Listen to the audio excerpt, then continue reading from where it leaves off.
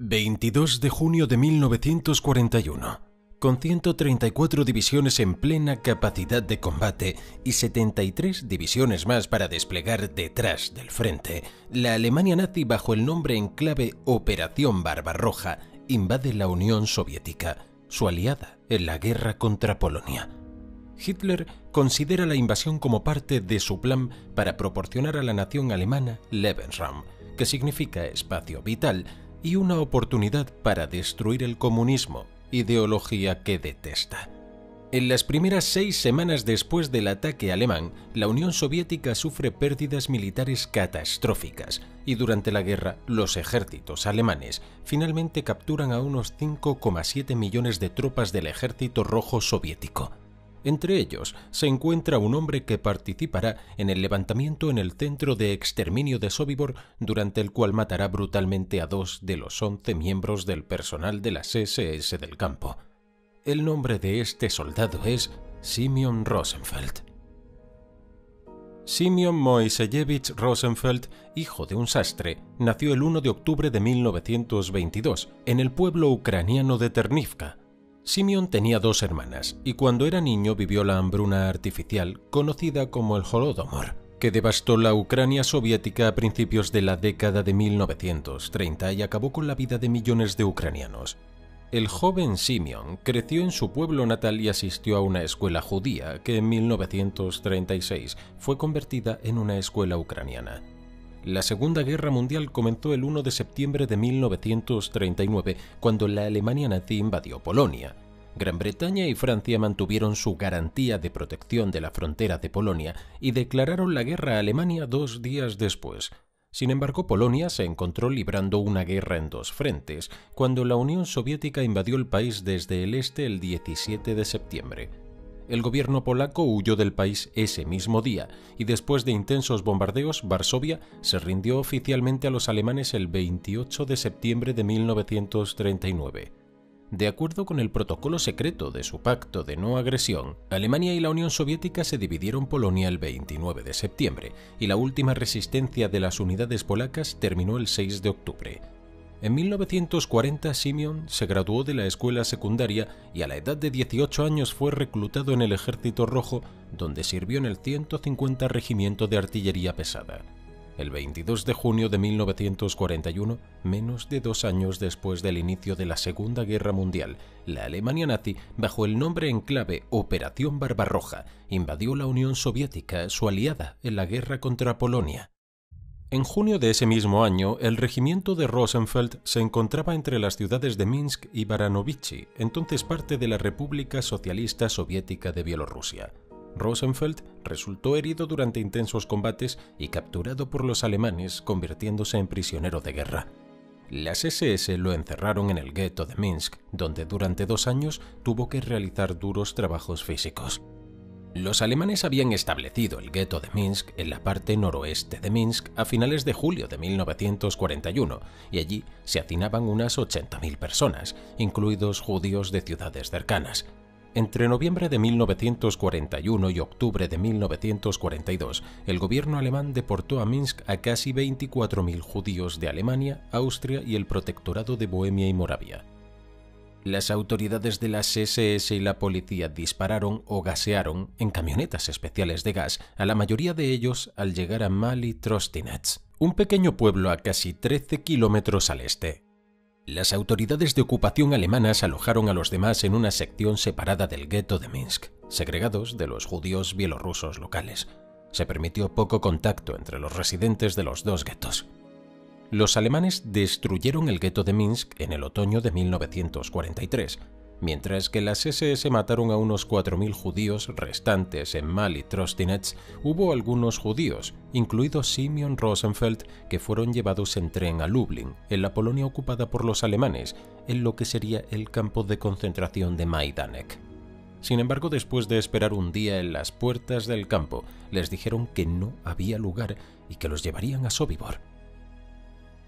Cuando un trabajador ferroviario polaco les dijo que iban a ser gaseados e incinerados allí, nadie le creyó. Los ocupantes del vagón de Rosenfeld incluso habían abierto un agujero en la parte inferior del vagón para usarlo como baño y podrían haber escapado por él, pero nadie lo hizo porque no podían creer que iban a matar a todos.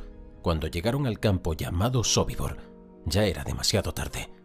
Las autoridades policiales y de las SS alemanas construyeron Sobibor en la primavera de 1942. Fue el segundo de los 3 centros de exterminio establecidos como parte de la Operación Reinhardt, el nombre en clave del plan alemán para asesinar a los judíos del gobierno general. Fue implementado por el líder de las SS y la policía en Lublin, el general de las SS Odilo Globocnik. En su mayor extensión, el campamento cubría un área rectangular de 400 por 600 metros.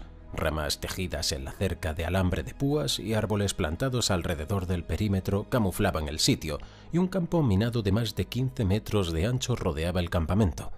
Las deportaciones a Sobibor se llevaron a cabo entre mayo de 1942, cuando comenzaron las operaciones regulares de gaseo, y el otoño de 1943. La mayoría de los judíos llevados a Sobibor fueron inmediatamente gaseados con monóxido de carbono que había sido introducido a las cámaras de gas desde un motor. Alrededor de 250.000 víctimas fueron asesinadas en este centro de exterminio. De cada transporte, los funcionarios del campo eligieron un pequeño puñado de prisioneros que parecían aptos o capacitados para complementar la oferta de trabajo forzado en Sobibor. Simeon fue puesto a trabajar acarreando ladrillos. Cuando el transporte de Rosenfeld llegó a Sobibor en septiembre de 1943, sacaron a todos del tren. Rosenfeld recordó más tarde que los alemanes habían separado a los soldados no judíos de los judíos, pero las SS tenían miedo de fusilarlos porque todavía eran considerados prisioneros de guerra. En total en Sobibor se encontraban 80 judíos de Minsk.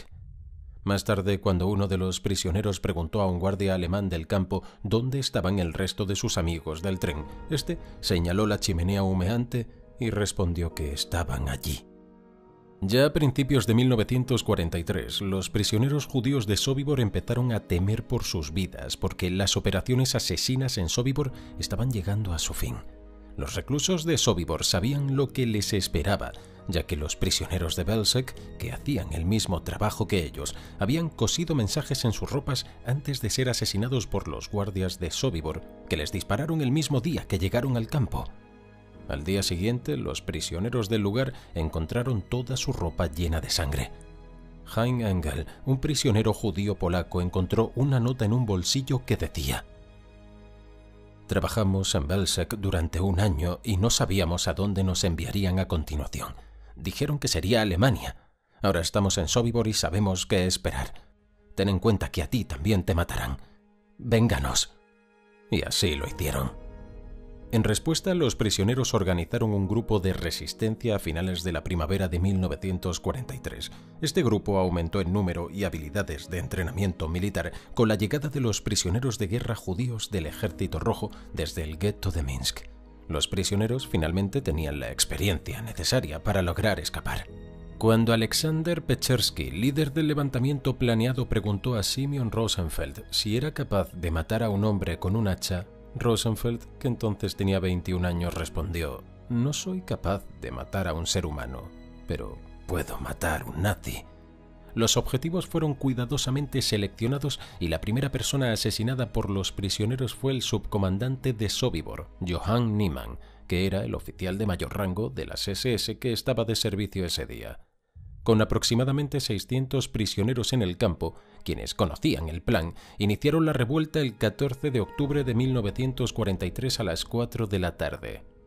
Niemann fue asesinado por el prisionero de guerra soviético Alexander Shuvayev, quien le enterró el hacha en la nuca y le partió el cráneo. Murió en el acto. A las 4:15, el Oberscharführer Siegfried Gretschus, el alemán a cargo de la Guardia Ucraniana de Travniki, llegó a la zapatería para recoger un pedido. Mientras un prisionero sujetaba firmemente la pierna del nazi, fingiendo quitarle las botas, Simeon Rosenfeld y su compañero de prisión, Arkady Weispapier, salieron de la trastienda y partieron el cráneo del nazi con el hacha. Entonces entró su adjunto, el guardia ucraniano Raiklat, que llamó a su jefe por teléfono. Fue también atacado y asesinado. 1 hora después de que comenzara el levantamiento, los rebeldes mataron a un total de 11 oficiales de las SS. Entonces, el caos reinó en el lugar. Los prisioneros tuvieron que escapar trepando una valla de alambre de púas o corriendo por la puerta principal a través de un campo minado bajo un intenso fuego de ametralladora. Algunos pisaron minas, otros se dieron por vencidos y no corrieron ni un metro más. Simeon Rosenfeld fue de los que corrieron. Más tarde recordaría: no tenía miedo porque no tenía tiempo para pensar en el miedo. Solo pensaba en salir con vida. Unos 300 prisioneros lograron escapar del centro de exterminio. Aproximadamente 100 personas quedaron atrapadas en la redada que siguió el levantamiento. Sin embargo, unos 50 reclusos escaparon de Sobibor y sobrevivieron a la guerra. Tras el levantamiento por orden de Heinrich Himmler, los guardias entrenados por las SS y Trapnicki dispararon a los prisioneros restantes, arrasaron el lado de exterminio del campo, enterraron todas las pruebas y plantaron árboles para disfrazar el área. Entre los que no fueron capturados también se encontraba Simeon Rosenfeld, con un pequeño grupo de personas que incluía a expresos de Sobibor y judíos que habían escapado de las operaciones de asesinato alemanas. Se escondió en el bosque durante 11 meses. A finales de julio de 1944, 9 meses después del levantamiento, el Ejército Rojo liberó la ciudad de Chełm, situada a unos 50 kilómetros de Sobibor. Los soldados soviéticos encontraron a Rosenfeld 2 meses después en un área cercana y poco después pidió al comando soviético que lo enviara al frente.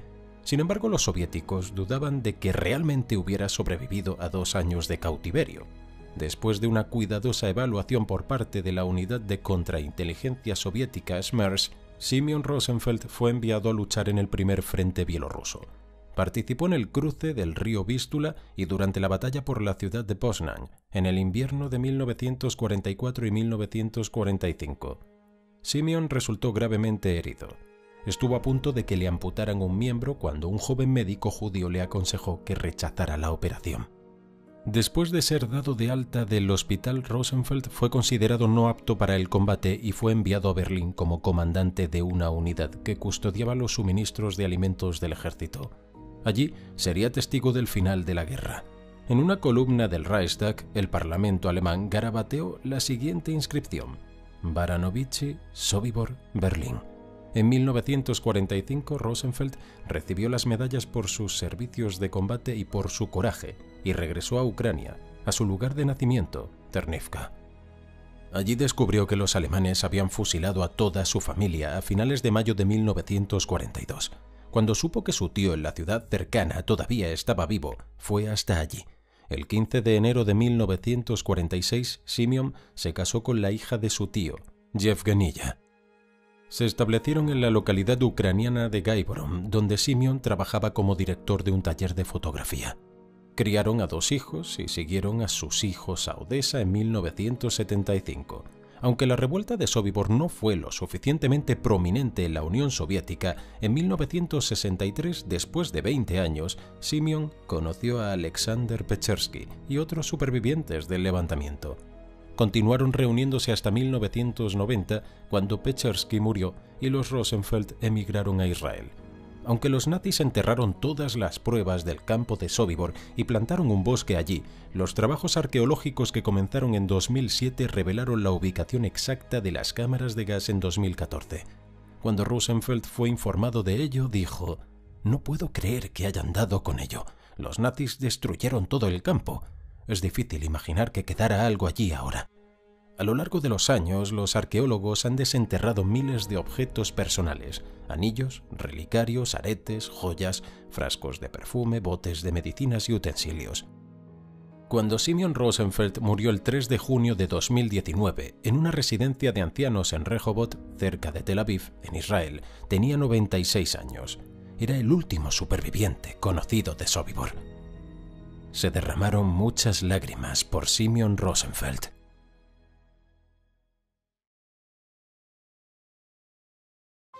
Gracias por ver World History Channel. No olvide darle a me gusta, suscribirse y hacer clic en la campana de notificaciones para no perderse nuestros próximos vídeos.